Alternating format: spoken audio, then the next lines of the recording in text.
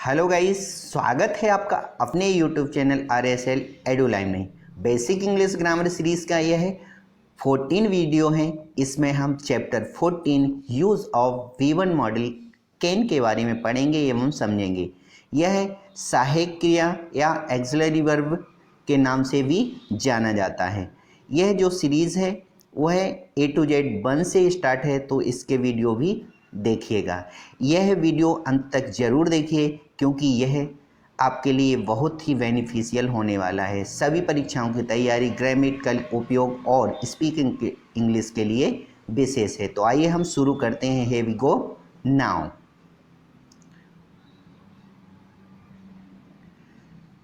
Today's proverb, आज की कहावत क्या है? Well begun is half done.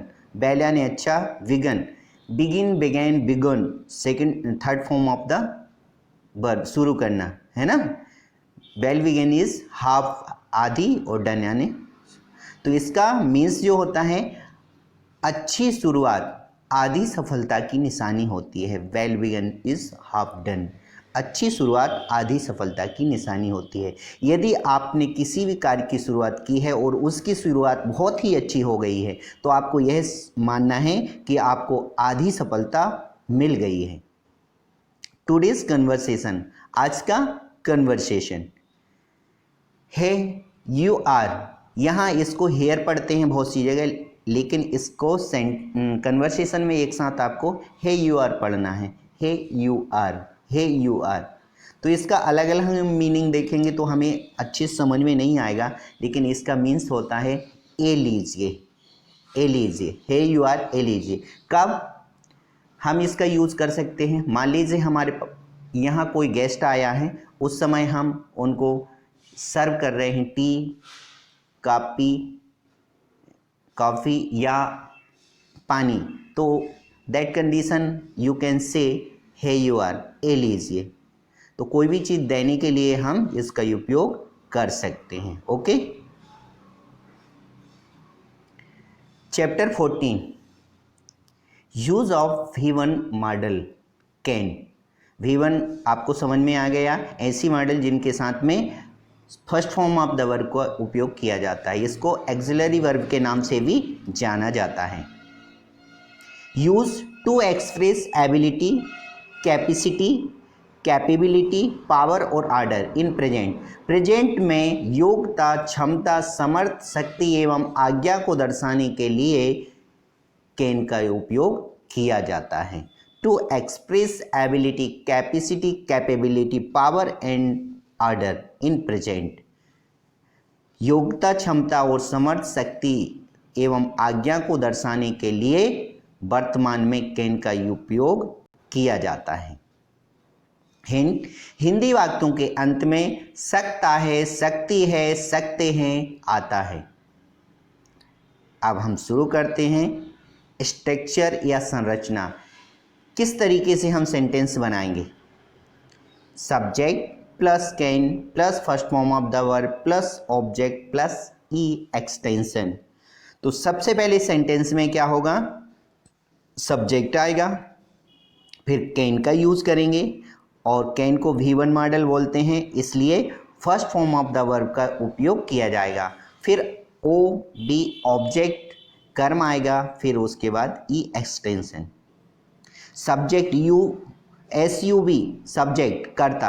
वाक्य में कार्य करने वाले व्यक्ति को कर्ता कहते हैं। मतलब जो सेंटेंस होता है उसमें जो कार्य करने वाला व्यक्ति है वो कर्ता रहेगा।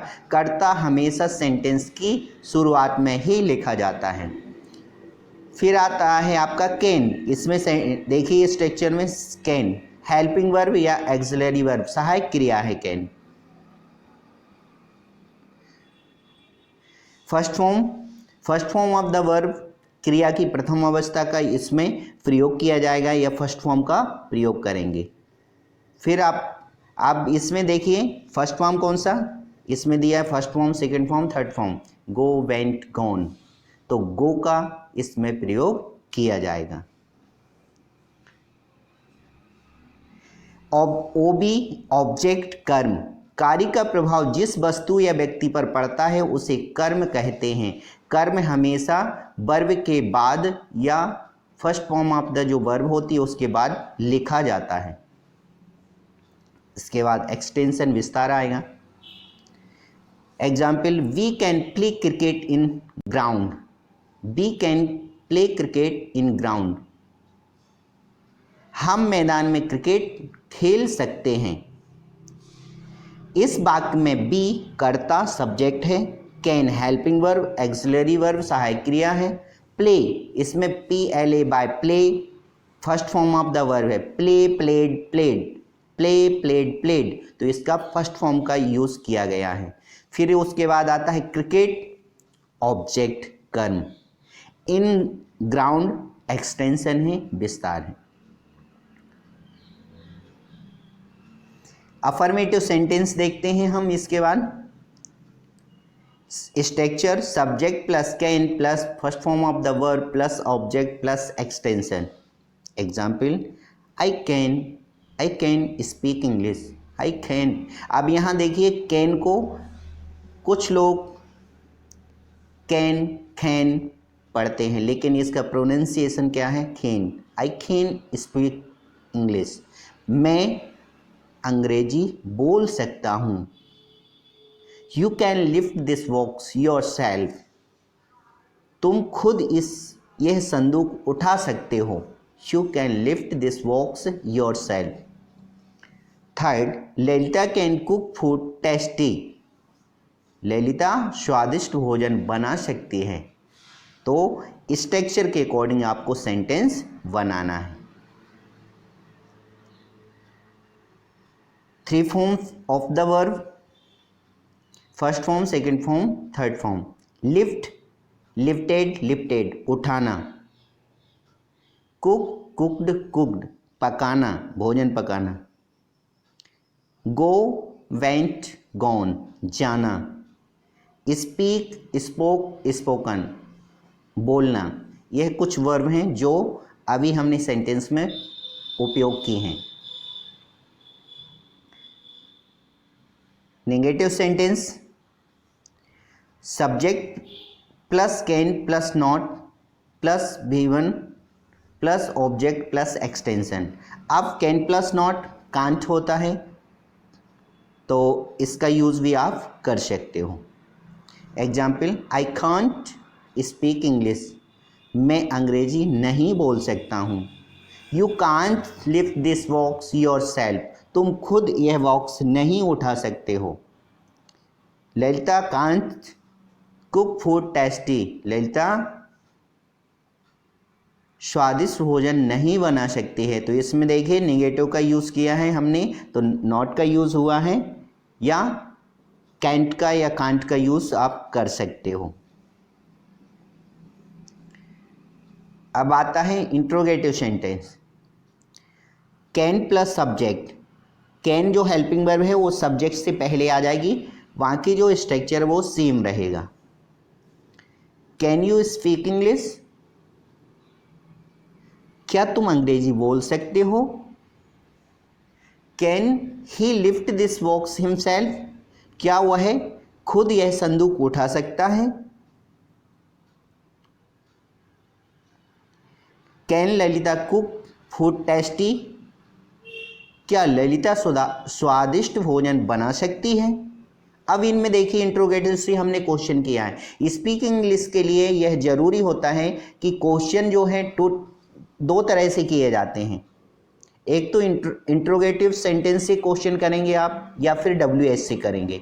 तो इंट्रोगेटिव से जब हम क्वेश्चन करते हैं तो इसका आंसर जो दिया जाता है, तो आंसर 2 टाइप्स हो सकते हैं। एक पॉजिटिव भी आंसर हो सकता है इसका, एक नेगेटिव आंसर हो सकता है। कैसे,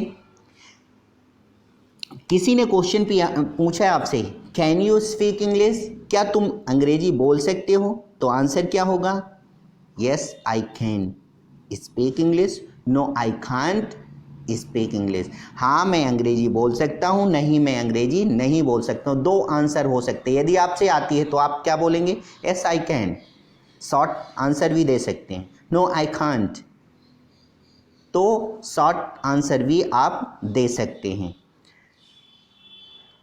यदि आप ऐसे आंसर जाएगा तो आपको अफर्मेटिव सेंटेंस से आंसर देना है, और यदि नो से आंसर देते हैं तो आपको नेगेटिव सेंटेंस से आंसर देना है।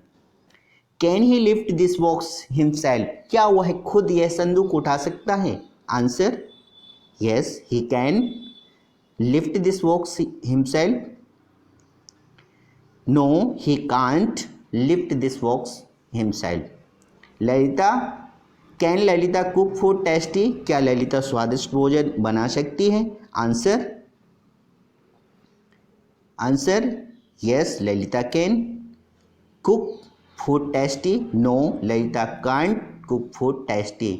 हाँ ललिता स्वादिष्ट भोजन बना सकती है, नहीं ललिता स्वादिष्ट भोजन नहीं बना सकती है। तो जब इंट्रोगेटिव से क्वेश्चन किया जाता है तो इसके दो आंसर होंगे, एक पॉजिटिव एक नेगेटिव। आपको जो आंसर देना है वो दे सकते हैं, इस आधार पे आप और भी सेंटेंस बना सकते हैं। Interrogative negative sentence structure can plus subject plus not plus first form of the verb plus object plus extension, या और क्या can't plus subject plus first form of the verb plus object plus extension. यदि आपको not का use करना है तो subject के बाद करना है, कैन पहले आ जाएगा, या फिर सबसे पहले कांट का यूज़ करिए और subject first form of the verb same रहेगा। कांट आई स्पीक इंग्लिश, क्या मैं अंग्रेजी नहीं बोल सकता हूं? Can you not lift this box yourself, क्या तुम खुद यह संदूक नहीं उठा सकते हो? अब सेकंड सेंटेंस में आप कैन के प्लेस पर कांट का यूज कर सकते हैं। Can't Lalita cook food tasty, क्या ललिता स्वादिष्ट भोजन नहीं बना सकती है? अब आता है फ्रेम क्वेश्चन या WH word sentence. WH word सबसे पहले आएगा स्ट्रक्चर में, फिर कैन का यूज होगा, फिर सब्जेक्ट आएगा, first form of the verb, object और extension. How can you speak English, तुम अंग्रेजी कैसे बोल सकते हो, एक कैसी बोल सकते हो, दोनों। तुम अंग्रेजी कैसे बोल सकते हो और कैसे बोल सकते हो। व्हाट कैन ही लिफ्ट, वह क्या उठा सकता है, क्वेश्चन कर रहे हैं। Why can Lalita cook food tasty, Lalita स्वादिष्ट भोजन क्यों बना सकती है। अब यहाँ देखिए WH से हमने क्वेश्चन किए, अब आंसर क्या होंगे। First, how can you speak English, answer I can speak English very well, या I can speak English so. मैं बहुत अच्छी इंग्लिश बोल सकता हूँ, या मैं ठीक ठाक। सो का मीनिंग क्या होता है, ठीक ठाक बोल सकता हूँ। What can he lift, वह क्या उठा सकता है। He can lift everything, वह सब कुछ उठा सकता है। Why can Lalita cook food tasty, answer Lalita can cook food a tasty food because she has done home science course, Lalita स्वादिष्ट भोजन बना सकती है क्योंकि उसने होम साइंस कोर्स किया है। अब आपका आता है होमवर्क 14 का जो होमवर्क है, व्हाट डिड यू लर्न, आपने क्या सीखा। मैं यह सवाल हल कर सकता हूँ, आपको ट्रांसलेट करना है। यह कौन कर सकता है, सेकंड। थर्ड, तुम क्या कर सकते हो। फोर्थ, यह समाचार सच नहीं हो सकता है। फिफ्थ, क्या वह भोजन नहीं बना सकती है। तो इन सेंटेंस को आपको ट्रांसलेट करना है। यदि आपसे इनका आंसर आता है तो प्लीज़ कमेंट बॉक्स में कमेंट करिए और इनका आंसर दीजिए। और यदि आपने अभी तक मेरे चैनल को सब्सक्राइब नहीं किया है तो सब्सक्राइब कर लीजिए, क्योंकि बेसिक इंग्लिश ग्रामर के वीडियो आप तक पहुंचते रहेंगे, इसलिए बेल आइकन को भी ज़रूर दबाइए। साथ ही साथ मेरे जीके के जो वीडियोस हैं उनको भी देखिएगा। अब आंसर शीट आती है A to Z 13।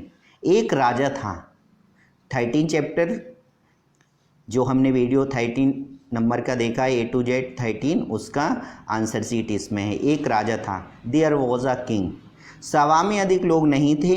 There were no more people in the meeting. चुनाव में 6 उम्मीदवार खड़े हैं। There are 6 candidate standing in the election. क्या कोई समस्या है? Is there any problem? दुकान के बाहर बहुत लंबी लाइन थी। There was a long queue outside the shop. तो यह है आपका 13 जो चैप्टर A to Z था उसकी आंसर शीट थी।